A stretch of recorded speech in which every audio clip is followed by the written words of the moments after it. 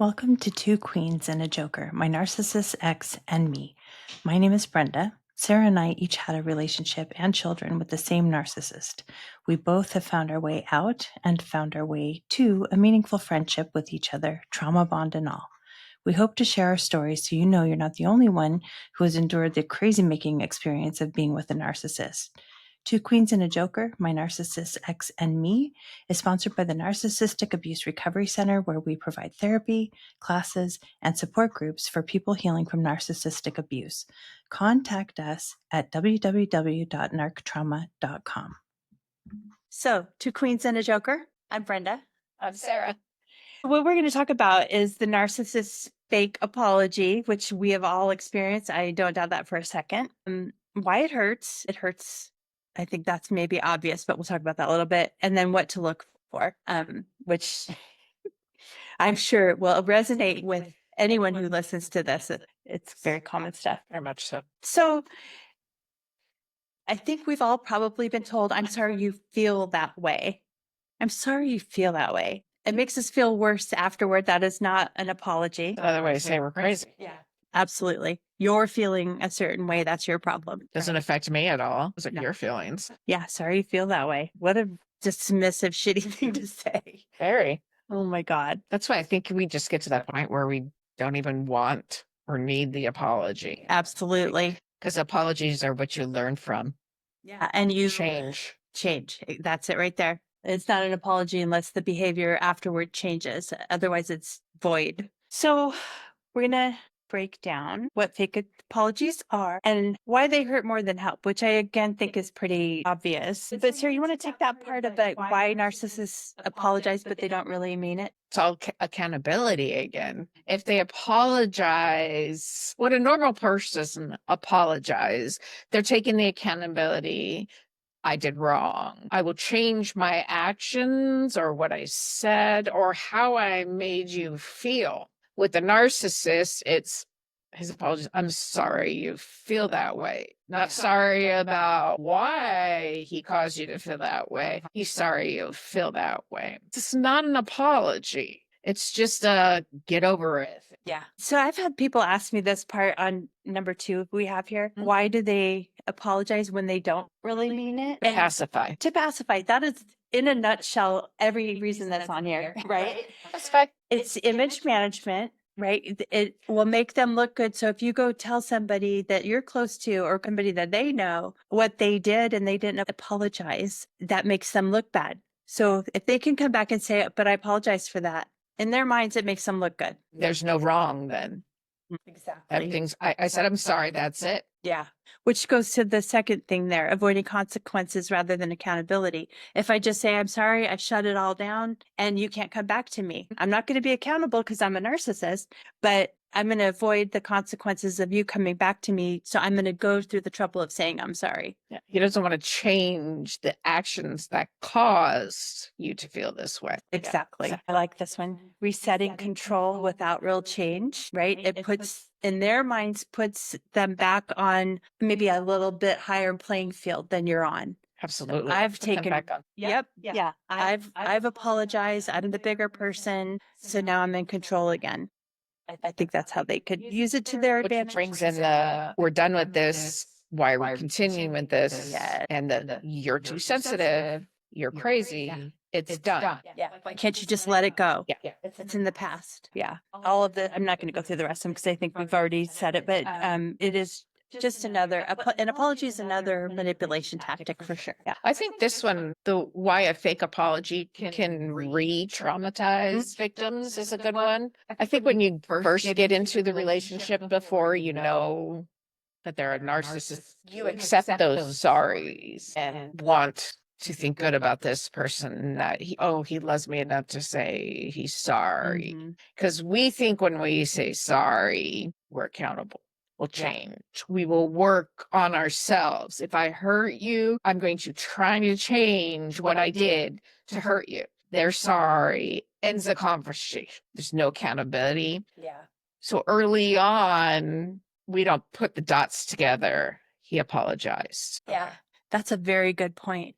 It's all part of the whole brainwashing. Yes. Right. The little steps of till it gets to the bigger narcissist. Well, and the little steps of chipping away your reality and your sense of who you are and what you believe and trusting yourself, for sure. Huh. So sorry, I'm just every time I get lost in my thoughts because all of Because he pops in. Yeah. And all these examples pop up. And just that feeling, that gross feeling of like, God, I'm such a piece of shit. I can't believe I acted that way toward him. When it's all this, he's just manipulating, and you're malleable in the beginning of the relationship to be molded into what he's trying to mold you into. That's just I feel nauseated talking about it. Yeah. Okay. Reset. Deep breaths. Our adult state of mind, I hope. So spotting fake apologies. I'm sorry you feel that way. We've already talked about. That's a deflection. Ooh. Putting it back on you. If I hurt you, Yeah. an apology never has an if. Nope. Sorry. Right. And I'm glad you said that. It's trying to convince you that they're noticing they did something wrong. It's our fault. But it's your fault. It's still putting the blame on you. Yeah. Next one. I heard this all. It wasn't a big deal. So when I was talking to that girl, it wasn't a big deal. I came home with you, didn't I? Have you heard that one? Okay, I'm so sorry. So, and I were The Joker. The Joker. sorry, the Joker. I had walked into, I can't remember if it was the bedroom or the office at that time. It was before my baby was born. He was talking to you on the phone. And like I told you before, he told me you guys weren't talking. So at first it didn't click. Like, I'm like, okay, I'm gonna do laundry, walking past, folding, putting stuff away. And then he says, Brenda. That's weird. He didn't usually say my name. But he doesn't even know another Brenda. Yeah. That I know of. Now it didn't matter. No. So waited. He got off the phone. I'm like, I thought we weren't talking to Brenda. You know how I feel about that. If you guys want to talk about the kids, that's one thing. I'm like, but that was not what was happening. Not that I was jealous, but he made it a point to say that he wasn't talking to you to make him the better person. Basically, that conversation turned into, I don't understand why this is hurting you so bad. I chose you. I asked you to marry me. We have a child. You know, I chose. Muck thinking back right now. I didn't know any of this. He told me all the time that you knew that he and I were friends. After we had that one, he said, no, I won't upset you. I won't do this. The kid, Ian's old enough. I'll talk to Ian unless it's about getting flights and, that kind of stuff, which that's fine. I even had said, if it's in a friend situation, just let me know. Yeah. Well, we didn't talk after all of that for 4 years. And it wasn't until Ian went on that trip around the world. Remember that? And he needed to be picked up from my aunt's house. Yes. Is that right? Yeah. So we didn't talk for a long time. And even then, I talked to him a little bit, but I wasn't willing to let him come back in my life. But then he kept calling and calling and calling. And then I talked to him a little bit more and more and more. And then, but then he kept calling and calling and calling. And yeah. It wasn't a big deal. I chose you. Yeah. Well, you didn't really, because you were married to me. You kept Brenda on the line. And if Kathy was still alive, then he would probably have been doing the same thing. He was. When Kathy was alive, he was still playing her, kind of stringing her along. And we talked before too about your neighbor, Becky. Yeah. He had the same relationship with Becky that he had with me. Just kept her on the phone talking, that kind of thing. Yeah. Yeah. I never ever want to hurt you or have hurt you. Wait, no. Where we were so many years ago was on him. It's what he did to manipulate that situation. And both of us. Yes. Separately too. Yeah. What a dick. I hate him more and more. I'm over him for sure, but I feel like I was kind of just apathetic about him. But since we started doing this, I just fucking hate him. I get mad at myself because of that hate. Like, why am I letting him affect me like that? He's giving me negativity. We got enough of that when we were together with him. Yet he's still able, what I mean? Create the anger. Mm-hmm. I don't feel that way. I feel like it's more appropriate for me to hate him than to be apathetic. Eventually, I think I'm going to get there. Yeah. You know, I will get, I mean, like I said in the other pod, I don't want to hate Yeah. him. I don't like him. Yeah. I think he's a horrible human being. He That is. horrible father to all his children. Yeah. Not only his children, his niece. Just horrible for what he put them through. Yeah. But I don't want it to, I don't know how to say, have that much power over me to hate. Yeah. I get what you're saying. It. I think the hate I have for him now is like the hate I would have over like Hitler, you know, Yeah, something that- like that. It's not the I can see why. yeah, I don't think they're too Yeah. far apart. But just or any like cult leader, like the Jamestown cult leaders popping into my head too. It's hate that somebody could be that inhumane and cruel. And especially knowing now what I know about what he did to your kids, it's a whole other level and area of hate that I have for him, which as a therapist is probably not a healthy thing for me to say. See, I think it's okay for people to hate people that have continually shown their true colors Oh yeah. and who hurt your children. Predators. Yes. I think it is okay. I just didn't want to be at that point of hating. I want to be at the point where I'm like, Joker who? Yeah. I don't care. He's not affecting my life. He's not affecting your life. He's not affecting our kids' lives anymore. That's where I want to get. And then I think at that point, I can say I won't hate, be sad, won't care about him anymore. I hope so. It's coming. Yeah. The little steps are coming. I see change. I mean, it's such a slow process, but I do see little bits of change the more you talk about it. Do you feel it? Yeah, like just like reading that and bringing back the memory of him talking on the phone, and it's not a big deal. I chose you. Yeah. Oh, I've heard the same thing so many times from him too. All of the girls he would flirt with when we were together, like literally together in a place, or Kathy. Kathy was the third person in my relationship with him. And it was always, well, I'm with you, aren't I? Okay. Yeah. I don't know. Are you? Yeah. Physically at this moment you are, Yeah. which is probably how he justifies saying some lies like that. Yeah. I am sure he cheated on me with Kathy and all of the other people he did. Yeah. I was stupid. I had total blinders. I was just fucking stupid. I don't know how many people warned me and told me, and I just didn't believe them. Well, I don't think that's stupid. I think, again, it's like being brainwashed. I saw this video. This guy was talking about the similarity between narcissistic abuse and cults, which I've definitely seen that similarity. And I've actually worked with clients that were raised in cults. Ooh. It is the same exact effect on the person. It's exactly the same. And it makes sense if you think about a cult leader, right?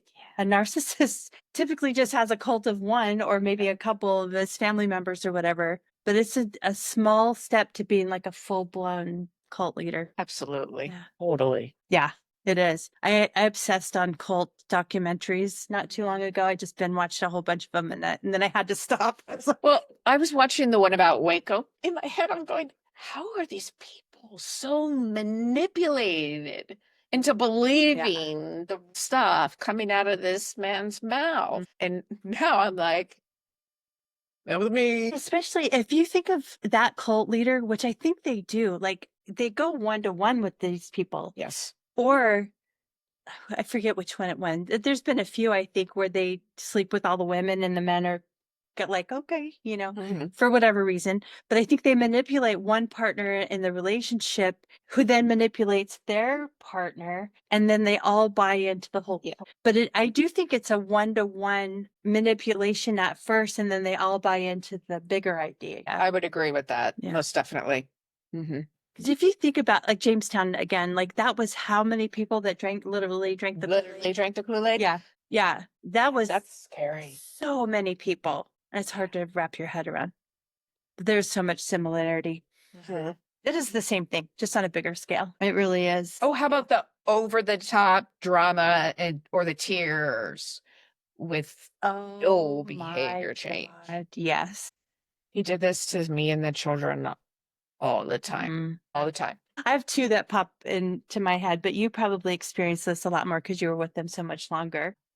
Any come to mind that you want to talk about?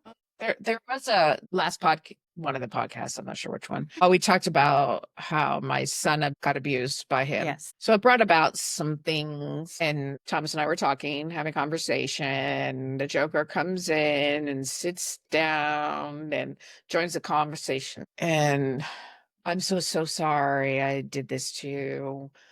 Um, it won't happen again. I'll change. And then the tears and the crying and the blaming of his upbringing. And if we didn't come home in the upset way that we did, because then it wouldn't have happened. But like full on tears, shaking, and please, just accept me, accept what I've done to you. It won't happen again. But when a narcissist apologizes, doesn't mean anything. It doesn't mean anything. They've figured it's a way to manipulate you somehow. Oh, and he's like, one of the times, I can't remember what the fight about. I just remember he left mad. And I heard him at the front door. I think he was on 2, maybe 3. I'm between 2 and 3 because the bars usually close at 2. And he comes home and he's like,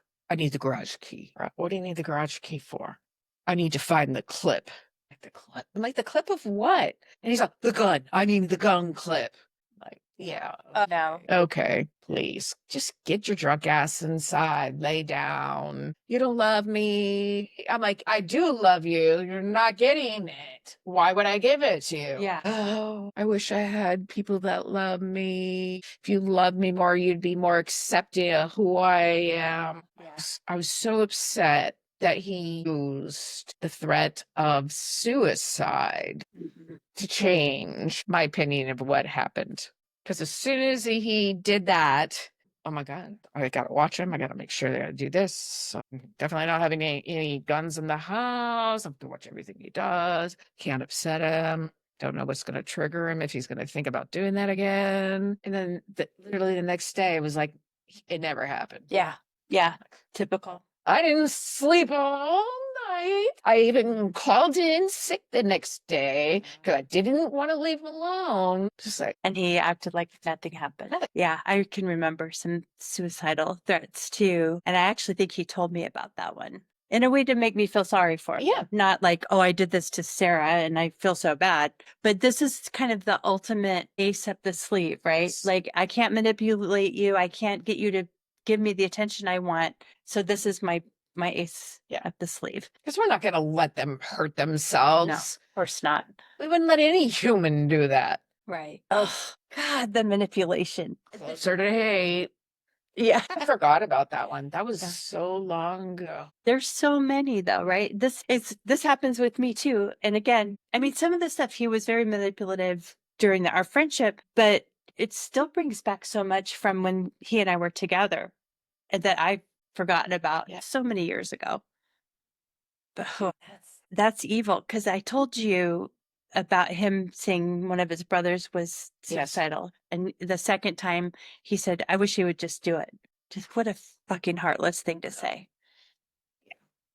Yeah, I've seen the Joker with the over the top tears there when I left Colorado, when I was there for that week when we moved there and I left, he lost it. He was screaming in the house. And then no, it was probably more than a month. A while later, we had started talking again and I came back to Colorado and I was going to come back to stay.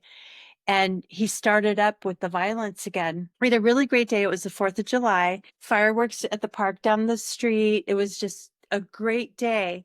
And then as we were barbecuing with the friends, and then as it started to dwindle down, I went in the house and I was cleaning things up. And then it started, how could you have left me? You know how hard it was for me when you left. And then at some point he was trying to took my hand and was trying to hit the window with it and trying to make the kids who were like 4 and 6 at the time, think that I was crazy and I was trying to hurt myself. He used to do that a lot.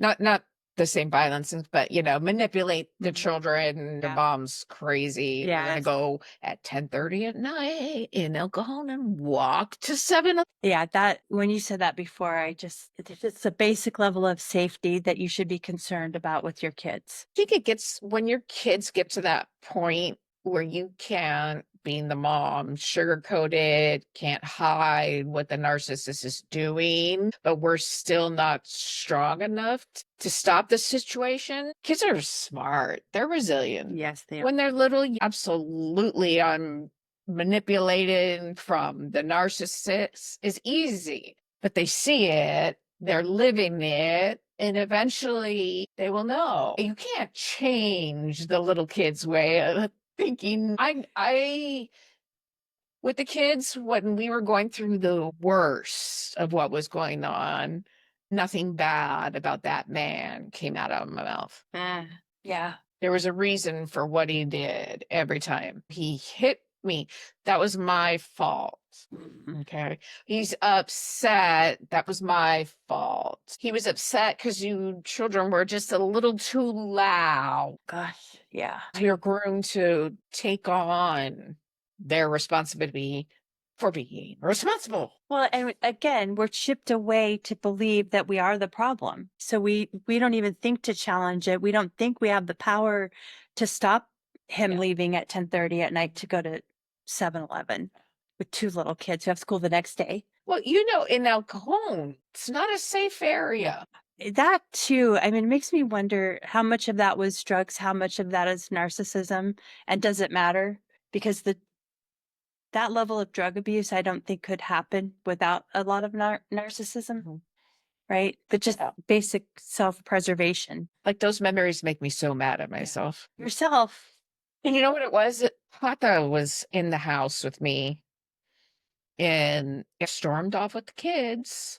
And Tata was mad at me, not screaming, but you shouldn't have provoked him. You shouldn't have questioned him. And I looked him dead in the eye. And I said, you do understand that your son is higher than a kite right now. I don't know how much he's had to drink on top of the drugs and walking with my two small children. This is the kind of stuff I was telling you before, my experience with Miguel and with Aunt Ophelia. The last time he ever said anything like that. Good. Because, that was the first and last, because he never did that to me, never judged me, never said anything. After we had a kind of not a bad relationship, we were just quiet to each other, respectful, we're family.